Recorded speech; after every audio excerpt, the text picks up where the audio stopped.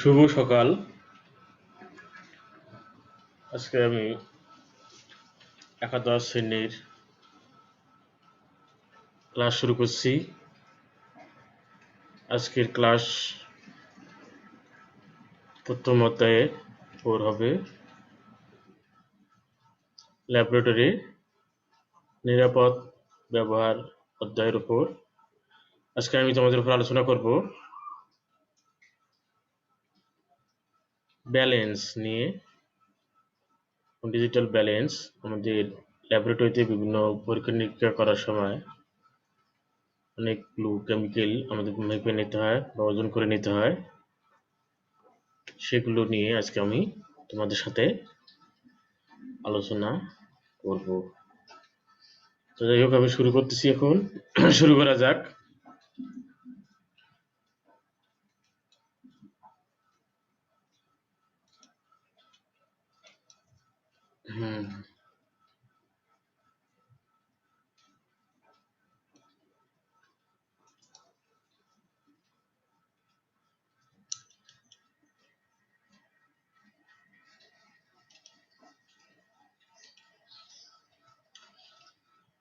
সবাইকে আজকে ক্লাসে স্বাগতম।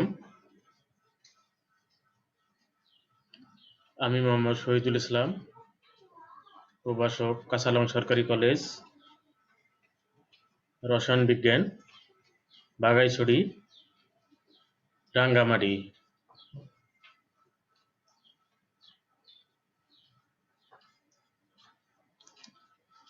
আজকের বিষয় পরিস্থিতি হচ্ছে রসায়ন বিজ্ঞান, পত্র হচ্ছে প্রথম, অধ্যায় হচ্ছে প্রথম। আজকের তারিখ 6-10-2020 খ্রিস্টাব্দ, সময় 40 মিনিট।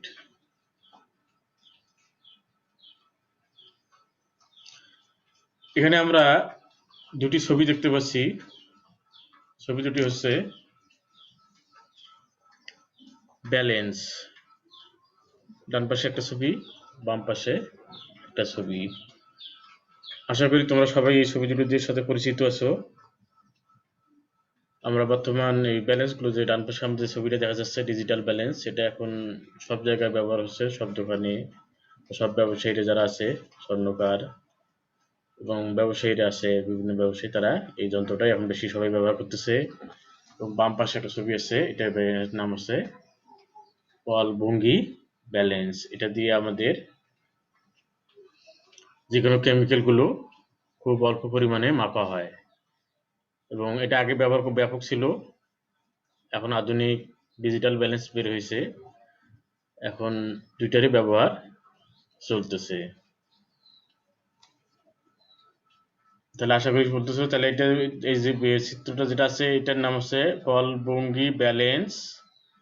আর তোমরা যারা এখানে এই ছবিটা দেখতে পাচ্ছ, এটার নাম হচ্ছে ডিজিটাল ব্যালেন্স। পল ভঙ্গি ব্যালেন্স, ডিজিটাল ব্যালেন্স।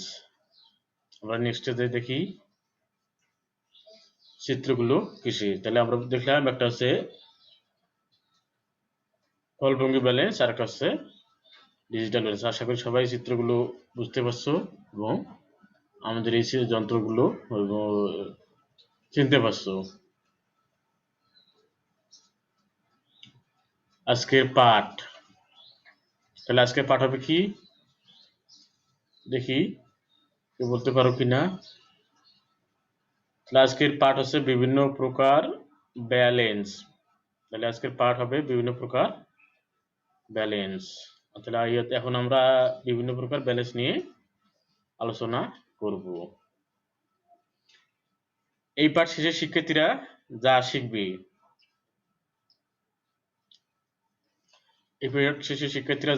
তা হচ্ছে পল ভঙ্গি ব্যালেন্সের সাহায্যে কিভাবে কোনো পদার্থের ওজন নিতে হয় তা নির্ণয় করতে পারবে। অর্থাৎ কি, আমি আবারও বলছি, পল ভঙ্গি ব্যালেন্সের সাহায্যে কিভাবে কোনো পদার্থের ওজন নিতে হয় তা নির্ণয় করতে পারবে।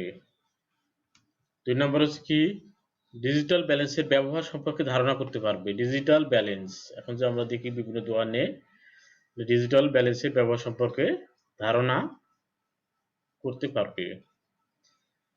তারপর হচ্ছে কি পলভঙ্গি ব্যালেন্স ও ডিজিটাল ব্যালেন্সের তুলনা করতে পারবে। দুইটা ব্যালেন্স আমরা এখানে দেখলাম, একটা হচ্ছে ডিজিটাল ব্যালেন্স আর একটা হচ্ছে পলভঙ্গি ব্যালেন্স।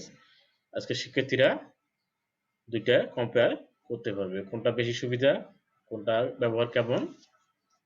তাহলে তোমরা সবাই এসে দেখতে পাচ্ছ।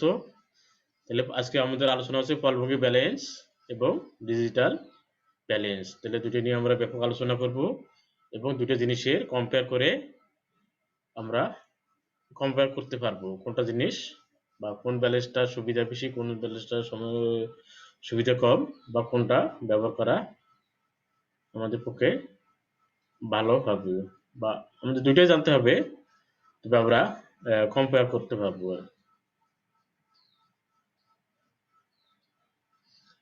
এটা একটা চিত্র দেখা যাচ্ছে, এই চিত্রটার নাম কি বলতে পারবে সবাই? তাহলে আমি আগেও বলছি এটার নাম হচ্ছে পলভঙ্গি ব্যালেন্স। আমাদের বিভিন্ন স্বর্ণকারের দোকানে এটা দেখা যায়, আমাদের ল্যাবে আছে কয়েকটা। তোমরা আমাদের প্র্যাকটিক্যাল ক্লাস চলার সময় এই ব্যালেন্সগুলো খুব সুন্দরভাবে দেখতে পারবে।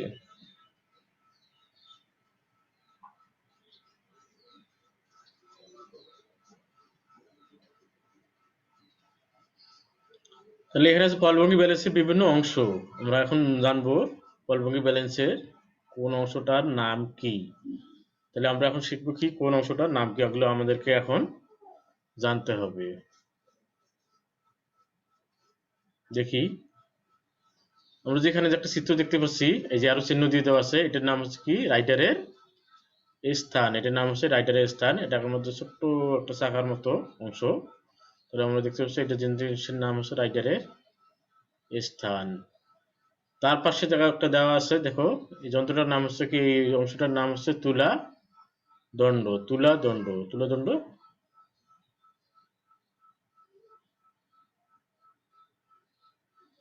এটার নাম হচ্ছে দণ্ড বা স্টান। এর উপর পাল্লা দুটো দাঁড় করানো আছে, অর্থাৎ এর উপরে স্ট্যান্ড করা আছে, স্ট্যান্ডের উপর দুই দিকে দুইটা পাল্লা আছে। এটাকে আমরা বলতেছি কি, এর নাম হচ্ছে কি, এই অংশটার নাম হচ্ছে দণ্ড। কক্ষ, এই যে আমরা একটা দেখতেছি বক্স, কাঁচ এবং কাঠের তৈরি, এটাকে বলা হচ্ছে কক্ষ। সবাই দেখতে পাচ্ছে সুন্দরভাবে। তাহলে আমরা কি জানলাম, রাইডারের স্থান, এটা হচ্ছে রাইডারের স্থান। এর অংশের নাম হচ্ছে তুলাদণ্ড, এটা দণ্ড, এটা হচ্ছে কক্ষ। আরেকটা জিনিস আছে লেবেলিং স্ক্রু। নিচে দেখা যাচ্ছে অংশ আছে কয়েকটা জিনিস, এই যে নিচে এই অংশটার নাম হচ্ছে কি লেবেলিং স্ক্রু। অর্থাৎ যদি আমরা যখন পাল্লাটা বসাবো, অর্থাৎ এই পলভঙ্গি ব্যালেন্সটা কোনো জায়গায় বসাবো, তখন যদি দেখা যায় যে কোনো জায়গায় লেবেল হচ্ছে না, উঁচু নিচে হচ্ছে, তখন আমাদের পার্ট নেওয়ার সমস্যা হবে বা ভুল ভ্রান্তি আসতে পারে। একদিকে লেভেলটা কম হলে বা একদিকে উঁচু হলে একদিকে নিচু হলে তখন আমাদের সঠিক রেজাল্টটা পাবো না। এই জন্য আমরা কি করবো, কোনো সমান টেবিলের উপর বসে বা কোনো সমান জায়গায় বসে আমরা নিচের লেভেলগুলো সমান করে নেবো। এটাকে বলা হচ্ছে কি লেবেলিং স্ক্রু।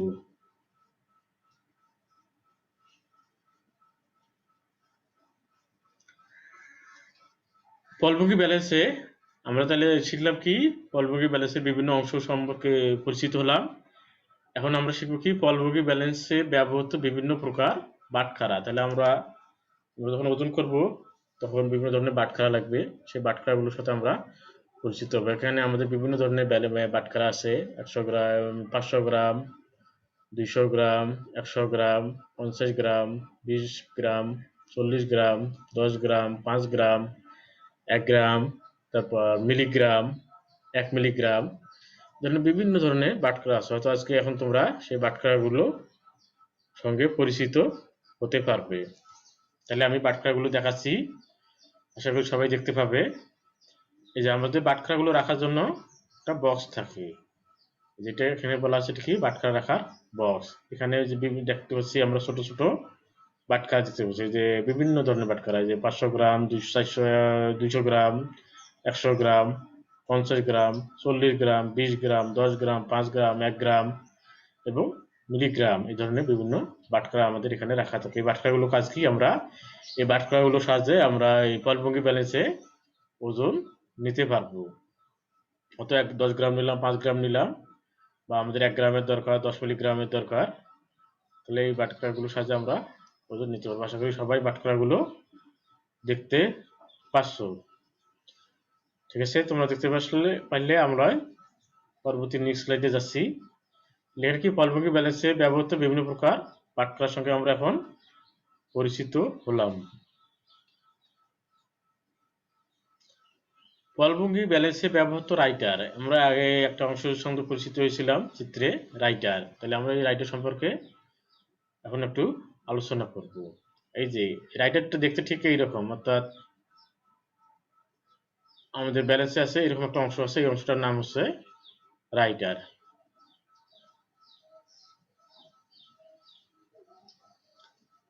রাইটারটা কাকে বলা আছে, তাহলে প্লাটিনাম বা গোল্ডের বাঁকানো আকৃতি বিশিষ্ট ধাতব বস্তু যাকে নিক্তির বিমের উপর দিয়ে সহজে ডানে বা বামে সরানো যায় তাকে রাইটার বলে। তাহলে রাইটার কাকে বলে, আমাদের পরীক্ষা আসতে পারে রাইটার কাকে বলে বা রাইটারের সংজ্ঞা দাও। তাহলে আমরা কি বলে, আমরা রাইটার দেখলাম এটা, তাহলে এটা হচ্ছে কি, প্লাটিনাম বা গোল্ডে তৈরি হতে পারে, প্লাটিনামে তৈরি হতে পারে বা গোল্ডে তৈরি হতে পারে, এবং এর কি আকৃতিটা কেমন, বাঁকানো আকৃতি বিশিষ্ট ধাতব বস্তু যাকে নিক্তির বিমের উপর দিয়ে সহজে ডানে বা বামে সরানো যায় তাকে আমরা রাইটার বলবো। তাহলে আমরা এই সংজ্ঞাটা সবাই মুখস্থ করবো এবং রাইটারের সংজ্ঞাটা মুখস্থ করবো। প্লাটিনাম বা গোল্ডের বাঁকানো আকৃতি বিশিষ্ট ধাতব বস্তু যাকে নিক্তির বিমের উপর দিয়ে সহজে ডানে বা বামে সরানো যায় তাকে রাইটার বলে। তাহলে আমরা রাইটার কাকে বলে এটা জানলাম, আশা করি তোমরা সবাই বুঝতে পারছো। 5 মিলিগ্রাম বা 10 মিলিগ্রাম ভর বিশিষ্ট হতে পারে। তাহলে রাইটারটা কি 5 মিলিগ্রাম বা 10 মিলিগ্রাম ভর বিশিষ্ট হতে পারে। 5 মিলিগ্রাম ভরের রাইটারের দ্রব্যকের মান 0.0001 গ্রাম। আমি আবার বলতেছি, 5 মিলিগ্রাম ভরের রাইটার দ্রব্যকের মান 0.0001 গ্রাম।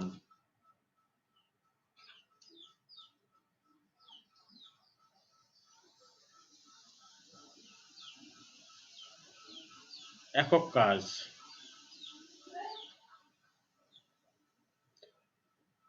তাহলে কি, পয়েলভঙ্গি ব্যালেন্সে ডান পাল্লায় 200, 500, 20 বা 10 গ্রাম ভর ও 500, 210, 20 বা 10 মিলিগ্রাম ভরে বাটখারা দেওয়া হলো এবং আরোহীকে তুলাদণ্ডে দুটি বড় দাগের পর ছোট 4টি দাগে স্থাপন করা হলো। পাত্র সহ রাসায়নিক উপাদানের মোট ভর কত হবে, এটা ওজন করতে হবে।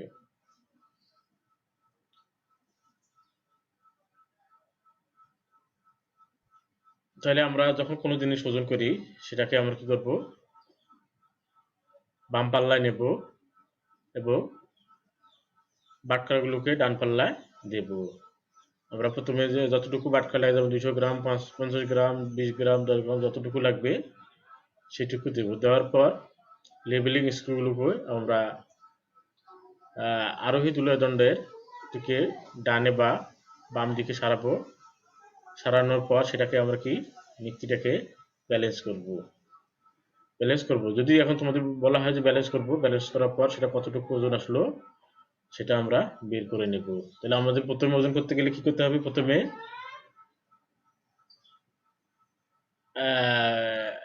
আমরা প্রথমে কি করব, বাম পাশে যেটা বস্তুর ওজন নেব সেটাকে বাম পাশে রাখবো, ডান পাশে আমরা বাটখারাগুলো দেব, বাটখারাগুলো দিয়ে সেটার ওজন পরিমাপ করব। যদি বলা যায় পয়েলভঙ্গি ব্যালেন্সে ডান পাল্লা 200, 550, 20, 10 গ্রাম ভরের ও 50, 200 করে বাটখারা দেওয়া হলো, তাহলে পয়েলভঙ্গি ব্যালেন্সে ডান পাল্লায় 250, 20, 10 গ্রাম ভরের ও 500, 200, 120 মিলিগ্রাম ভরে বাটখারা দেওয়া হলো। আরোহী তুলাদণ্ডে দুটি বড় দাগের পর ছোট 4টি দাগে স্থাপন করা হলো। পাত্র সহ রাসায়নিক উপাদানের মোট ভর কত হবে আমাদেরকে নির্ণয় করতে হবে। সেটা তো আমাদের বাড়ির কাজ ছিল। এখন আমরা জানবো কি 2 ডিজিট ব্যালেন্স বা 2 ডিজিট ব্যালেন্স কাকে বলে। তাহলে আমরা এখানে ল্যাবে প্র্যাকটিক্যাল তোমরা শিখতে পারবে। যখন আমরা করোনা শেষ হবে, আমাদের ল্যাবে প্র্যাকটিক্যাল ক্লাস হবে, তখন আমরা বিভিন্ন জিনিসের ওজন তোমাদেরকে মেপে দেখাবো। তোমরা কিভাবে এই জিনিসগুলো ওজন মেপে নেবে, তখন তোমাদের প্র্যাকটিক্যাল ক্লাসগুলো হবে, তখন তোমরা ক্লিয়ার আরো ধারণা পাবে।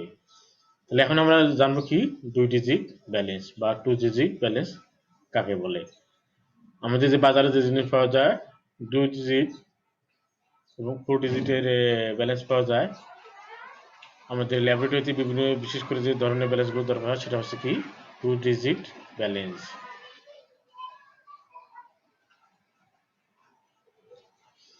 তাহলে 2 ডিজিট ব্যালেন্সের সাহায্যে 1 গ্রাম ভরের 100 ভাগের 1 ভাগ পর্যন্ত মাপা যায়। এই ব্যালেন্সের সাহায্যে 1 গ্রামের 100 ভাগের 1 ভাগ পর্যন্ত মাপা যাবে। সাধারণ পরিমাপের জন্য এই ব্যালেন্সই যথেষ্ট। 4 ডিজিট ব্যালেন্স, যে আমরা এখানে দেখতে পাচ্ছি 4 ডিজিট ব্যালেন্স মিলিগ্রাম বা তার চেয়ে কম পরিমাপের জন্য 4 ডিজিট ব্যালেন্স প্রয়োজন হয়। এই ব্যালেন্সের সাহায্যে 1 গ্রামের 10,000 ভাগের 1 ভাগ পর্যন্ত মাপা যায়। তাহলে আমরা দুটো ব্যালেন্স দিলাম, একটা 2 ডিজিট ব্যালেন্স, একটা 4 ডিজিট ব্যালেন্স। আমরা 2 ডিজিট ব্যালেন্স কোনগুলো, যেগুলো আমাদের সাধারণ ব্যবসায়ীরা বিভিন্ন দোকানদারে ব্যবহার করে থাকে সেগুলো হচ্ছে কি 2 ডিজিট ব্যালেন্স। আর আমরা যে বিভিন্ন পরীক্ষাগারে বা ল্যাবে যে ব্যালেন্সগুলো ব্যবহার করি সেগুলো হচ্ছে 4 ডিজিট ব্যালেন্স। এই ব্যালেন্স 2 ডিজিট ব্যালেন্সের সাথে কি করা যাবে, 1 গ্রামের 100 ভাগের 1 ভাগ পর্যন্ত পরিমাপ করা যাবে। আর 4 ডিজিট ব্যালেন্সের সাথে কি করা যাবে, তোমাদের মিলিগ্রামে বা তার চেয়ে কম পরিমাপের জন্য ডিজিট ব্যালেন্স প্রয়োজন হয়। এই ব্যালেন্সের সাহায্যে 1 গ্রামের 10,000 ভাগের 1 ভাগ পর্যন্ত মাপা যায়। এখানে একটু বানানটা ভুলে গেছে, এখানে হটা আগে হবে। তাহলে এই 4 ডিজিট ব্যালেন্সের সাহায্যে 10,000 ভাগের 1 গ্রামে 10,000 ভাগের 1 ভাগ পর্যন্ত পরিমাপ করা যাবে। তাহলে এই ওজনটা খুব হবে কি অনেক সূক্ষ্ম হবে, এবং আমাদের ল্যাবরেটরিতে বা বিভিন্ন পরীক্ষাগারে ল্যাবে এই ধরনের 4 ডিজিট ব্যালেন্সের প্রয়োজন হয়। তাহলে আশা করি তোমরা সবাই চিনতে পারছো 2 ডিজিট ব্যালেন্স এবং 4 ডিজিট ব্যালেন্স দেখতে কেমন। ডিজিটাল ব্যালেন্সে ওজন নেওয়ার নিয়ম। তাহলে 1 নম্বর হচ্ছে রাসায়নিক দ্রব্যের ভর নেবার সময় উপযুক্ত পাত্রে ব্যবহার করতে হবে। রাসায়নিক দ্রব্যের ভর নেওয়ার সময় উপযুক্ত পাত্র ব্যবহার করতে হবে। তারপর কি করতে হবে, ব্যালেন্সের লেভেল কোনো ক্রমেই পরিবর্তন করা যাবে না। ব্যালেন্সের লেভেল কোনো ক্রমেই পরিবর্তন করা যাবে না, অর্থাৎ ব্যালেন্সটাকে কি সমান জায়গায় রাখতে হবে, কোনো সময় উঁচু বা নিচু জায়গায় রাখা যাবে না। তারপর কি চলমান কাছের দেওয়াল অবশ্যই বন্ধ রাখতে হবে, অর্থাৎ যে ব্যালেন্সের যে চারপাশে এই দেওয়ালটাগুলোকে কাঁচপাত্র দিয়ে আবদ্ধ রাখতে হবে। কঠিন রাসায়নিক পদার্থ পরিমাপের ক্ষেত্রে বিকার, ওয়াশ গ্লাস ব্যবহার করা যেতে পারে। আমরা যখন কঠিন পদার্থ পরিমাপ করব তখন আমরা কি করব, কঠিন রাসায়নিক পদার্থ পরিমাপের ক্ষেত্রে বিকার, ওয়াশ গ্লাস ব্যবহার করব। যে পাত্রে ওজন নিতে হবে সেই পাত্র সরাসরি হাত দ্বারা ধরা যাবে না। তাহলে আমরা যে পাত্র ধরে ওজন নেব সেই পাত্র সরাসরি হাত দ্বারা ধরা যাবে না, কারণ সেখানে বিভিন্ন প্রকার কেমিক্যাল থাকতে পারে। যেমন কেমিক্যাল থাকবে, যেমন অ্যাসিড থাকে বা আদার্স অনেকগুলো কেমিক্যাল আছে যেগুলো আমরা সরাসরি হাত দিয়ে ধরলে সেগুলো আমাদের ক্ষতি হতে পারে। এই জন্য আমরা সাবধানে হবে কি অবশ্যই হাত দিয়ে এগুলো ধরবো না।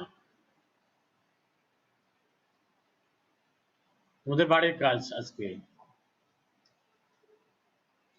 ওজন নির্ধারণে ফলভঙ্গি ব্যালেন্স ও ডিজিটাল ব্যালেন্সের তুলনামূলক বিশ্লেষণ করো। তাহলে তোমরা দুটো ব্যালেন্স দেখছো, একটা হচ্ছে কি ফলভঙ্গি ব্যালেন্স আর একটা হচ্ছে কি ডিজিটাল ব্যালেন্স। আশা করি দুটো ব্যালেন্স সম্পর্কে তোমাদের ধারণা আছে। তাহলে তোমাদের জন্য কোন ব্যালেন্সটা কেমন একটা তুলনামূলক ব্যাখ্যা করবে, এবং তুলনামূলক ব্যাখ্যা করে সেটা খাতায় লিখে আমাদেরকে বলতে হবে।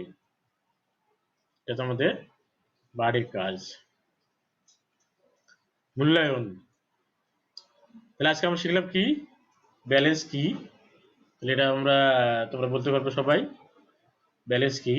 তারপর তোমরা কি জানলে, রাইটার কি, রাইটারের সংখ্যা আমরা ধরলাম, রাইটার ধ্রুবকের মান কত এটা তোমরা শিখছো। ওজন নির্ধারণে রিজার্ভ ব্যালেন্সের কোন দিকগুলো খেয়াল রাখতে হবে এটা সম্পর্কে ধারণা পাইছো। এটা শিখছো পলভিক ব্যালেন্স ও রিজার্ভ ব্যালেন্সের মধ্যে কোনটি বেশি সুবিধা, এটা আসে নাই, এটা সম্পর্কে তোমরা বলতে পারবে।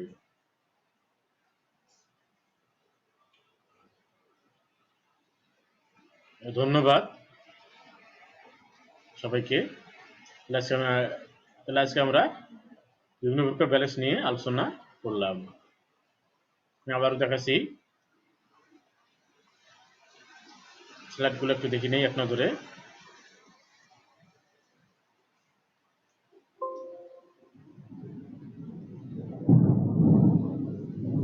বিভিন্ন প্রকার ব্যালেন্স, সেক্ষেত্রে যা যা শিখতে পারবে বিভিন্ন অংশ। পলভিক ব্যালেন্সে ব্যবহৃত বিভিন্ন বাটখারা, রাইটার দ্রব্য, প্লাটিনাম বা গোল্ডের বাঁকানো আকৃতি বিশিষ্ট ধাতব বস্তু তাকে নিত্যি বিমের উপর দিয়ে সহজে ডানে বা বামে সরানো যায় তাকে রাইটার বলে। এটা হচ্ছে কি 5 মিলিগ্রাম বা 10 মিলিগ্রাম ভর বিশিষ্ট হতে পারে। তাহলে আমরা এটা জানলাম। 2 ডিজিট ব্যালেন্স ছবি দেখতেছি। এই 2 ডিজিট ব্যালেন্সের সাথে কি 1 গ্রামের 100 ভাগের 1 ভাগ পর্যন্ত পরিমাপ করা যায়। সাধারণ পরিমাপের জন্য আমরা এটাই ব্যবহার করি, কিন্তু যখন আমরা বিভিন্ন গবেষণাগারে বা ল্যাবে ব্যবহার করবো তখন আমরা কি ব্যবহার করতে হবে 4 ডিজিট ব্যালেন্স। এটি ব্যালেন্সের সুবিধা কি, এই ব্যালেন্সের সাথে অনেক সূক্ষ্ম পরিমাণ ওজন পরিমাপ করা যায়, অর্থাৎ 1 গ্রামে 10,000 ভাগের 1 ভাগ পর্যন্ত পরিমাপ করা যায়, এবং এই ব্যালেন্সটা কি থাকে কাঁচ দ্বারা ঘেরা থাকে, যাতে বাইরে কোনো বাতাস সেখানে প্রভাব ফেলতে না পারে। কারণ বাইরে কোনো বাতাস প্রভাব ফেললে সেখানে ওজন কম বেশি হতে পারে, এই জন্য এটা কাঁচের দ্বারা আবদ্ধ করে রাখা হয়। আমরা ডিজিটাল ব্যালেন্স ওজনের নিয়ম জানলাম। রাসায়নিক দ্রব্য ভর নেওয়ার সময় উপযুক্ত পাত্র ব্যবহার করতে হবে। ব্যালেন্সের লেভেল কোনো ক্রমে পরিবর্তন করা যাবে না। চলমান কাজের দেওয়াল অবশ্যই বন্ধ রাখতে হবে। এই বন্ধ বানানটা একটু সমস্যা, ভুল হয়েছে, যে সঠিক হবে, সরি একটু মিস্টেক হয়ে গেছে। রাসায়নিক পদার্থ পরিমাপের ক্ষেত্রে বিকার, ওয়াশ গ্লাস ব্যবহার করা যেতে পারে। যে পাত্র ওজন নিতে হবে সেই পাত্রে সরাসরি হাত দ্বারা,